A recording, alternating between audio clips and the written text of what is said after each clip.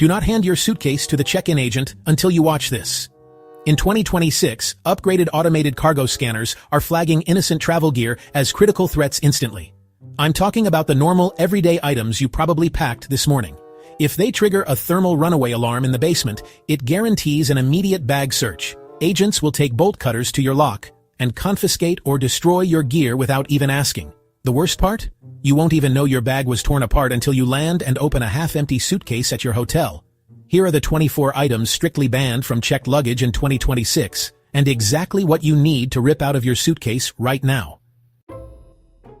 Starting with one that trips up travelers more than you'd expect. Toiletry aerosols like hairspray, shaving cream, and spray deodorant are allowed in your checked bag, but industrial or household aerosols, banned completely. We're talking about spray paint, WD-40, cooking spray, compressed air dusters, and anything with a flammable propellant that isn't a personal care product. TSA knows the difference between Gillette Foamy and Rust-Oleum. If the scanner picks up a non-toiletry aerosol can, your bag gets pulled, opened, and searched. The item gets confiscated, and your bag often ends up delayed. There's an important difference between safety matches and strike-anywhere matches. Safety matches need the special strip on the box to ignite. One book of safety matches is allowed on your person when you fly. Strike-anywhere matches can ignite from friction alone, which means the inside of a suitcase bouncing around in a cargo hold is the perfect environment for them to light up. Strike-anywhere matches are completely banned. Carry-on, checked bag, doesn't matter. They cannot go on the plane in any form. If you've got camping gear or an emergency kit that includes these, take them out before you fly. Don't ruin your entire trip over a 50-cent box of matches. Hikers and outdoor travelers, this one is specifically for you. Bear spray contains concentrated capsaicin or tear gas compounds like CS and CN. If a canister leaks in the cargo hold, it doesn't just affect your suitcase. It can incapacitate the baggage handlers on the ramp. Some airlines do allow a small 4-ounce personal pepper spray in checked luggage if it has a safety mechanism and you specifically declare it at check-in. But bear spray? Most airlines ban it entirely regardless of size, and the policies vary wildly between carriers, so even if one airline allowed it last time, the next one might not. My recommendation is simple. Don't try to fly with it. If you're heading to bear country, buy it when you arrive and leave it behind, or ship it home when you leave. It's not worth the risk of having your entire bag confiscated. You found an amazing bottle of high-proof rum in the Caribbean, or maybe some proper absinthe in Prague, or a jar of local moonshine that your Airbnb host swore was the best in the region. You wrap it in a towel, nestle it in your checked bag, and head to the airport. If that bottle is over 70% ABV, which is 140 proof, it is classified as a hazardous material. To TSA, that's not a beverage, that's fuel. It will be confiscated. You can pack wine, you can pack regular vodka, you can even pack most liquors as long as they fall between 24 and 70% ABV, and they're in containers of 5 liters or less. But the high-octane stuff? Leave it on the island. Or better yet, have the shop ship it to your home address. That vacation souvenir isn't worth a hazmat flag on your luggage. Smokers and outdoor enthusiasts love these plasma arc lighters. They don't use fluid, they use a high-voltage lithium battery to create a purple electrical arc hotter than a flame. You think they're safe because they're flameless, but the TSA classifies them as dangerous arc devices. If the button gets pressed inside your checked bag by shifting luggage, that 100-degree arc ignites instantly. It will burn through your clothes and start a fire in the cargo hold. Because of this extreme risk, they are strictly banned from checked luggage. You can only bring one in your carry-on if it has a special safety latch. Without that latch, confiscated immediately. This is the fastest way to miss your flight and end up in an interrogation room. You might think packing a novelty perfume bottle shaped like a grenade or a funny dynamite alarm clock is a harmless joke. It's not. On an X-ray scanner, density is density. The machine sees the shape of a bomb and the wiring of a detonator. It cannot tell it's a toy. The moment an agent sees that outline, they don't open the bag to check. They shut down the checkpoint and call the bomb squad. Your toy will be destroyed, you will face massive fines, and you could be flagged as a security threat for years. Leave the replicas at home. Smart glasses like the Ray-Ban Metas are exploding in popularity, but wearing them through security is a rookie mistake. These aren't just sunglasses, they are cameras. While not banned from flight, they trigger massive suspicion at checkpoints. TSA agents and customs officers are strictly prohibited from being recorded in secure areas.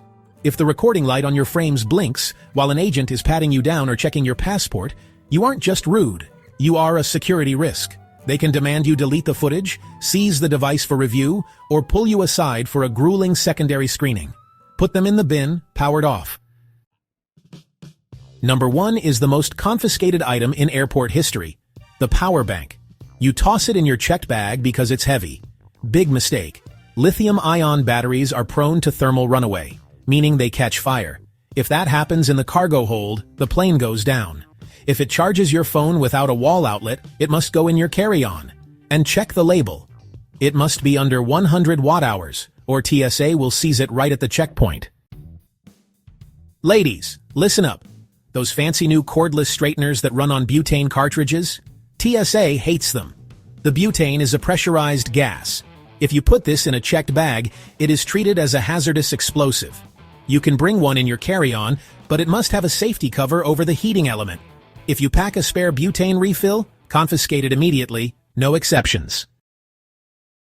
Seniors love these for cold flights, but they are a trap. The vest itself is just fabric, but the battery pack inside is pure lithium. I see people fold the vest and check it, forgetting the battery is still zipped in the pocket. You can check the vest, but you must unplug and remove the battery and carry it with you in the cabin. Do not leave it connected. So, if you bought a suitcase with a built-in charger or GPS tracker, you really need to be careful. If that battery doesn't pop out, then, well, that bag is not flying. Airlines are stricter than ever about non-removable batteries in 2026. You must be able to eject the battery with just one finger. And if you're forced to gate check your carry-on, you have to rip that battery out before handing it over. If it's stuck, the bag stays behind. These are super popular for anyone with arthritis or poor circulation. But, unlike the old shake-to-activate packets, the electric ones are actually high-density batteries. You need to treat these exactly like a cell phone. They live in your carry-on. Never, ever check them. Now, let's talk about medical gear. Your CPAP machine is expensive, so you carry it on. But what about the spare battery for the flight? Spare medical batteries often exceed the normal size limits. You are allowed to bring them, but they must be in your carry-on and protected from short-circuiting. Use electrical tape over the terminals or keep them in their original box. Never check a loose medical battery. If you use old-school zinc air batteries with the sticker tabs, you can pack those anywhere. But the new rechargeable hearing aid cases? Those have lithium batteries inside the charging case itself. The hearing aids are in your ears, but the charger case must go in your carry-on, not your checked luggage. This is critical. You cannot check a battery-powered POC. The pressure changes in the cargo hold can affect the device, and the batteries are a fire risk. Bring it on board, and ensure you have enough battery life for 150% of the flight duration. Airlines require that buffer in case of delays. This is the most complex rule in travel. If you have a collapsible electric scooter or wheelchair, you cannot just fold it and hand it to the baggage handler. You usually need to disconnect the battery and bring the battery into the cabin with you. The frame goes under. The power source stays with you. Check with your airline 48 hours in advance. Just like the CPAP, the tabletop plug-in nebulizers are fine in checked bags. But the portable handheld ones with built-in batteries, carry on only. If it has a battery you can't see, assume it's dangerous. This one isn't about fire, it's about panic. If your toothbrush turns on inside your checked bag, the vibration sets off alarms. Baggage handlers think it's an improvised explosive device. They will open your bag and tear it apart to find the noise. Tape the power button down or use a hard travel case. Don't let it buzz. Same logic here. A buzzing bag is a suspicious bag. Engage the travel lock if your razor has one. If not, put it in your carry-on so you can prove what it is if it starts making noise. You might think, I'll just read my Kindle at the hotel, so you check it. Don't. Tablets have large, flat batteries that are easily punctured if a heavy suitcase lands on top of them. A punctured battery means a fire. All screens stay in the cabin. It keeps them safe from theft and crushing. There is a huge rumor that Lufthansa and other airlines banned AirTags. They are allowed. The battery inside an AirTag contains only 0.3 grams of lithium. That is well below the danger threshold. You can keep them in your checked luggage to track your bags. They are safe. Finally, the laptop. Sometimes you have to check it because your carry-on is full. If you check it while it's in sleep mode, it can wake up, overheat, and ignite the clothes around it. If you absolutely must check a laptop, power it down completely. Not sleep. Not hibernate. Off. Packing these in the wrong bag isn't just a hassle. It's a safety risk that can cost you thousands in fines. But packing right is only half the battle. You also need to know the new 2026 passport rules that are grounding seniors before they even get to security. Click this video right here to make sure your ID is actually valid. Safe travel. Everyone is freaking out about the 2026 airline crackdowns, the gate alarms that publicly shame you for boarding early, the laser sizers that reject your carry-on for being 1 centimeter too thick. The news keeps telling you what you can't do anymore. But here's what nobody's talking about. These new rules actually created loopholes for smart travelers. While everyone else is getting gate checked, paying surprise fees, and panicking at the boarding area, I'm going to show you the exact system I use to breeze through every single one of these changes. We're breaking down the 8 biggest 2026 rule changes, not to scare you, but to show you how to use each one to fly better, faster, and cheaper. American Airlines is installing new software at gates across the US that will sound a loud alarm if you try to scan your boarding pass before your group is called. It locks you out, everyone stares, and you have to walk back to the end of the line. It's designed to eliminate what airline staff call gate lice, the people who crowd the boarding area hoping to sneak on early. Now most travelers hear this and think, great, boarding just got more stressful. But here's what I realized. This software actually makes boarding better for you if you know how to use it. I call it the Group 5 Sniper Method. Since the software physically forces the early boarders to sit back down, the gate area is now clearer than it has ever been. So instead of lining up and standing there like everyone used to do, just sit comfortably until the exact second your group is called. Then walk through the wide open lane like a VIP. No crowd, no pushing, no stress. The gate lights were forced to sit down and you get to stroll right through. If you are still using a standard driver's license in 2026, stop. The federal deadline actually passed last year in May 2025, but here's the new rule that started this month, February 1st. If you show up without the star on your ID, you don't just get a warning anymore. You now have to pay a mandatory $45 verification fee right at the security checkpoint. It's called TSA Confirm ID, and they will charge you every single time you fly. So forget the DMV lines. Just use your passport card or prepay the fee online to skip the wait. But here's the thing. If you are still pulling out a plastic ID card in 2026, you're already behind. Delta and United are both rolling out digital ID programs where your face is your boarding pass. You walk up to TSA, look at a camera, and you're through. No digging through your bag, no fumbling with your wallet. Enroll in your airline's biometric ID program now, and you skip the entire real ID panic altogether. It takes 5 minutes to set up, and it will save you time on every single flight going forward.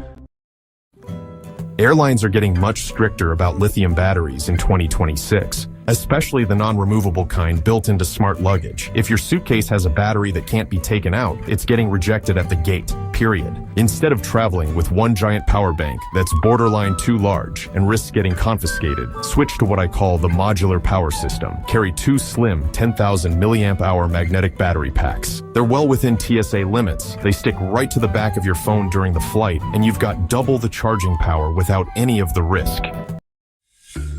Thanks to new Department of Transportation regulations, airlines must now issue automatic refunds for services you paid for but didn't actually receive. Most people know this applies to canceled flights, but here's what most people don't know. It also applies to Wi-Fi. If you paid $15 for in-flight Wi-Fi and it was too slow to actually use, that counts as a failure of service. Here's exactly what to do. While you're still in the air, run a speed test on your phone and take a screenshot. The second you land, file a refund claim through the airline's app or website. That's an easy $15 to $30 back in your pocket, and it takes about 2 minutes. Flight attendants now have live digital seat maps on their tablets, which means if you quietly move to an empty row after takeoff, they're going to know, and they're going to send you back to your assigned seat. But here's the workaround. About 15 minutes before boarding starts, open the airline app and check the seat map. Look for completely empty rows. Then walk up to the gate agent and politely say, "I noticed row 34 looks open. Would it be possible to move me there for spacing?" They almost always say yes because it costs the airline nothing and it makes you happy. You get a poor man's first class completely within the rules, and nobody sends you back to your seat mid-flight. Multiple airlines are moving toward limiting passengers to 2 alcoholic drinks per flight to reduce disruptive behavior. Ryanair's CEO has publicly supported this, and United already caps purchases at 2 drinks at a time. So here's my approach. Instead of fighting this, front-load your relaxation before the flight. Take the money you would have spent on overpriced drinks at 35,000 feet and put it toward a day lounge pass through an app like Dragon Pass or Priority Pass. You get unlimited drinks, comfortable seating, free food, and you board the plane already relaxed. It's a better experience for less money, and you don't have to worry about any drink limits. Airlines are replacing human ID checks with biometric scanners. Boarding lines that used to have 4 staffed podiums now have 1 agent and 3 cameras. And here's the part most travelers completely miss. Once these systems become the default, you may feel like you can't say no, even though the law still says you can. In this video, I'll show you where your face is already being used as your boarding pass, how Europe will force every American tourist into biometrics beginning in 2025 and 2026, and the exact sentence to say if you want to legally opt out in the US. Let's start with the truth that almost no one wants to say out loud. Walk through airports like Atlanta, LAX, JFK, or Detroit, and you'll notice something subtle. The lines labeled touchless ID, the glowing facial recognition cameras, the giant screens that say, "Just look at the camera. You're good to go." This is the new sales pitch. Security, speed, and convenience. But convenience is only the front end. The real purpose is behind the camera. When you use biometric boarding, you're not just confirming your identity. You're helping the system learn your face, faster, cleaner, and more accurate for the next time. In other words, the system doesn't just verify you, it trains on you. Delta calls it touchless identity. United uses smart identity. American calls it seamless boarding. Different names. Same funnel. Once the facial scanner becomes the default option, the pressure shifts. You're no longer opting in, you're opting out, which feels very different. And here's something travelers rarely hear. DHS can retain biometric records of non-citizens for up to 75 years. Citizens' retention rules are shorter, but the system doesn't need to store your face forever. It only needs to match it instantly, which it can do without saving everything permanently. Convenience is the bait. Your long-term digital identity is the cost. If you think the US is moving fast, Europe is already at the finish line. Starting late 2025 into 2026, the EU will activate the Entry-Exit System, or EES. Here's what that means for every American stepping off a plane in Paris, Rome, Barcelona, or Amsterdam. No more passport stamps. No more quick conversation with a border officer. Those days are over. Instead, you'll walk up to a kiosk. You will place your fingers on a scanner. You will look into a camera. Your face and fingerprints will be linked to your passport and stored in a massive EU database. And unlike the US, there is no opt-out in Europe. You cannot request a manual check. You cannot ask for a human officer. You cannot skip the scan. If you refuse biometrics, you simply do not enter the country. This will be the new normal for more than a dozen of the world's most popular travel destinations. It's the clearest glimpse into where US travel could eventually go. Now, for the part most travelers actually need. How do you protect your privacy in the United States, where opting out is still your legal right? Here's what the law says. As a United States citizen, you can refuse biometric verification and request a manual ID check. That part is simple. The hard part is everything that happens before you even reach the podium. Because, well, agents are under pressure. Biometric lanes are faster. Cameras don't argue. Cameras don't slow down boarding. So you may hear lines like, "Just look at the camera. It's automatic. Everyone goes through here. This line is only for facial ID. You'll delay the flight if you don't scan. This is the only open lane right now. None of these override your rights. Here's how to do it effectively. As you walk up to the podium, hold your passport flat against your chest, directly between your face and the scanner. This prevents the camera from grabbing a frame before you consent. Then calmly say, "I am opting out of biometric verification and requesting a manual ID check." You don't need to explain. You don't need to justify. You don't need to apologize. The agent may sigh, they may look annoyed, but they must manually verify your ID. And here's the surprising part. When you do this firmly and confidently, the process often takes no longer than 10 seconds. Before we even reach the biometric future, there is a much closer threat most travelers are ignoring. May 7th, 2025. That was the real ID enforcement date. If your driver's license does not have the little gold star on it, TSA can deny you at security, even for domestic flights. No face scan will save you. No credit card will fix it. No workaround exists. Biometrics are optional. For now. Real ID is not. Check your wallet tonight. If your license doesn't have a star, go update it.